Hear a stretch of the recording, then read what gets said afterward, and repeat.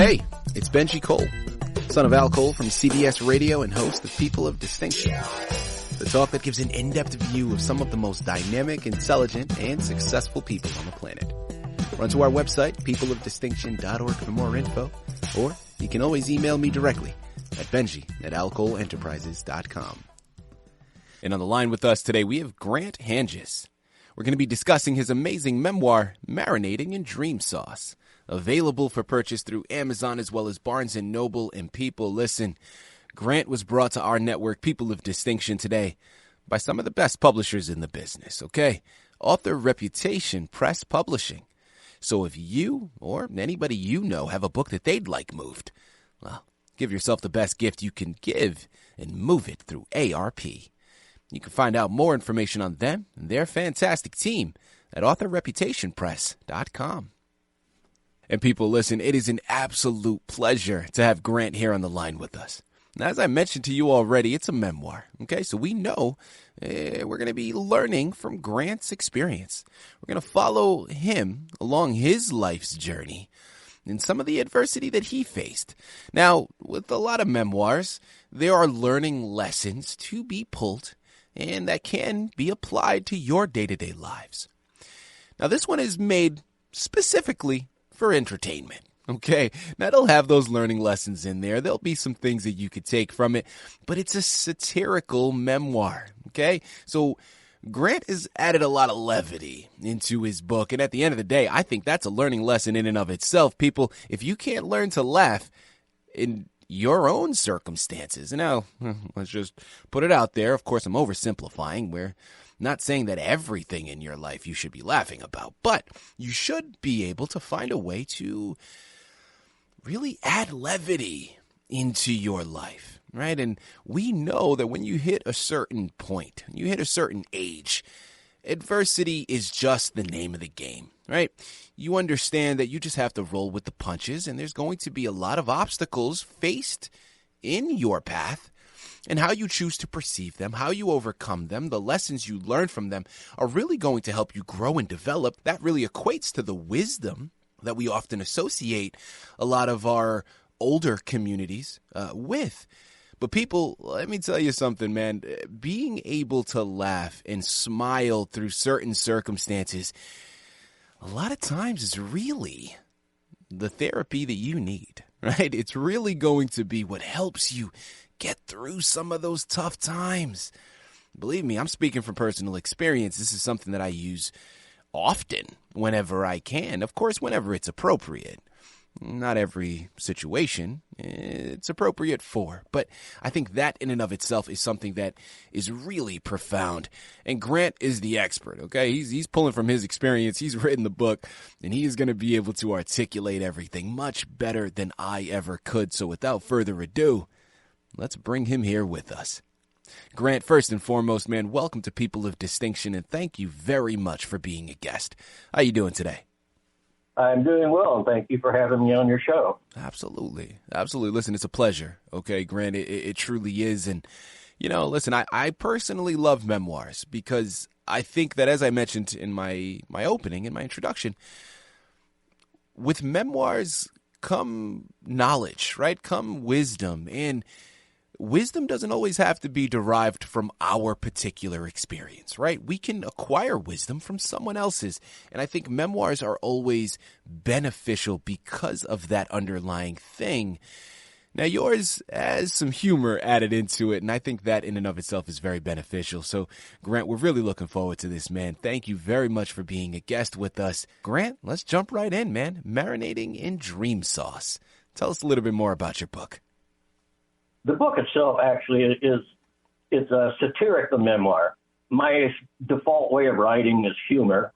And to me, a memoir, it can be done biographically. If it's a person of importance, their background, what they accomplish in their life and so forth. On the other end of it is the satirical memoir. And it's got kind of a long history of writers. And perhaps one of the advantages of the memoir itself is the ability to write into that a script, things you learn along the way, vicariously learning. It's not pointed out, say, in the memoir. It's subtly inserted so that it's picked up along the way. Fantastic. So my memoir actually is about my life, but it's more importantly about the pragmatic progress, one might say, from starting out rather clueless to learning how to actually think for oneself. That was the journey. I'm really curious about your title, man. There's something about it that the imagery that comes to mind is wonderful. And there's something very symbolic about it, right? Now, I could assume where that title comes from, the connection that it has to the narrative. Well, Grant, you know what happens when you assume, so I'm not going to do that to you. I have you here on the line, man. I'm going to come right out and ask. Talk to our listening audience about that title and why you chose it to be the representation for your book. Marinating in Dream Sauce is a satirical metaphor, what I call dreaming yourself into the real world, as Crazy Horse pointed out. Not to get too weird, but I'm a biocentrist, and I believe in that philosophy of downward causation and all that. The pragmatism of what I've learned through reading 50 years of authors and spiritual writers is that we dream ourselves where we want to go. If you can dream it, you can create it. If you can believe in it, it can happen. And too much of the struggle in life gets us to give up on that, give up on our dreams, become pragmatic, say, okay, we're just going to do this and survive. And so dreaming oneself with the dream sauce is what I learned to do with my life, is to rearrange it in such a way as I could end up where I needed to be. So it's a metaphorical saying of having to learn to dream. Listen, people, if you want to gather all of the stories, Amazon, Barnes & Noble, I mean, there's no way around it, right? You have to go there. You have to purchase the book. But Grant, since we have you here on the line, I'm really curious, man. Could you share one or two of these satirical stories with our listening audience, please? Probably one of the first encounters was when I was rather young, around 9 years old. And it had to do with the youngsters, I'll show you mine if you show me yours. And that didn't work out well. And that was easy to write because it's the terror of that is funny, actually. And when you're 9 years old, it's not funny. When you look back, 60, 70 years later, it's funny. Right. So stories like that are what I had to go through to learn to think. And basically, the satire of it is when you're clueless, it's all the interesting things people will do to you and the advantages they will take of you. That's the part that is satirical to me. Mm-hmm. Absolutely.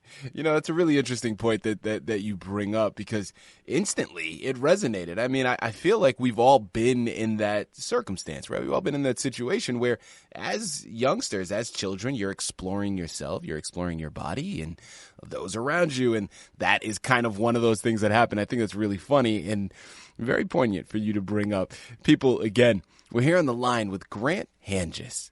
We're discussing his amazing book, Marinating in Dream Sauce, available for purchase through Amazon as well as BarnesandNoble.com. Grant, who would you say is your intended audience with this book? And I know it's for pure entertainment, but is there a message or something that you're hoping that they receive or take from the book? I think any reader that is well-read, one might say, and curious will get something out of the book because they will recognize the pragmatism built throughout. It's subtle.